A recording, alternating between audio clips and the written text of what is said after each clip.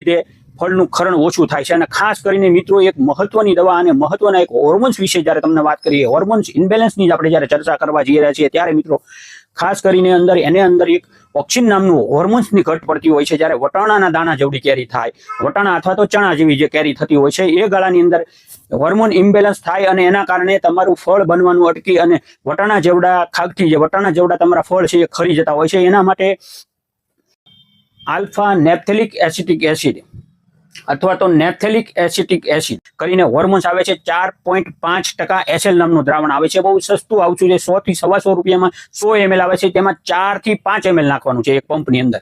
જ્યારે વટાણા જેવડી કેરી તમારી થાય, વટાણાના દાણા જેવડી જો કેરી થાય, એ ગાળાની અંદર 4 થી 5 ml જેવું એક 15 લીટરના પંપમાં આલ્ફા નેપ્થેલિક એસિટિક એસિડ તમારે આપવાનું છે। આલ્ફા નેપ્થેલિક એસિટિક એસિડ ફક્ત 4 થી 5 ml વધીને એટલું જ આપવાનું છે। અને એટલું નાખી અને તેની સાથે 05234 મિક્સ માઇક્રોન્યુટ્રન અથવા તો એકાદી ફૂગનાશક જે કંઈ તમારે આપવી હોય તેની સાથે એક સ્પ્રે કરી દેવાનો છે। 15 દિવસ પછી પાછો એક સ્પ્રે આ જ રીતનો કરવાનો છે। જો આવું તમે કરશો તો મોટા ભાગે તમારા ફળનું જવણ બરાબર થશે અને વધુમાં વધુ તમારી કેરી ટકશે અને વધારેમાં વધારે। અને જો મિત્રો આ હોર્મોન્સની વાત આપણે કરીએ તો હોર્મોન્સ એક એવી વસ્તુ છે, એને ઓવરડોઝ કરવાનો નથી।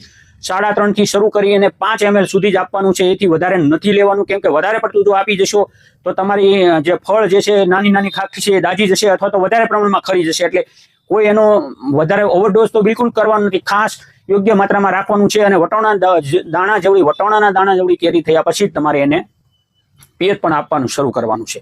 પછી ધીમે ધીમે અલગ પ્રકારના પોષક તત્વોવાળા ખાતર છે, બોરોન વગેરે આપવાનું છે। જો આવું તમે આપતા રહેશો તો ફૂગનાશક પણ સાથે આપવાનું છે। આવું જો મહેનત તમે કરશો તો મિત્રો ખાસ કરીને તમારા આંબામાં બને એટલા ફળો જવશે અને બને એટલા ફળો લાગશે।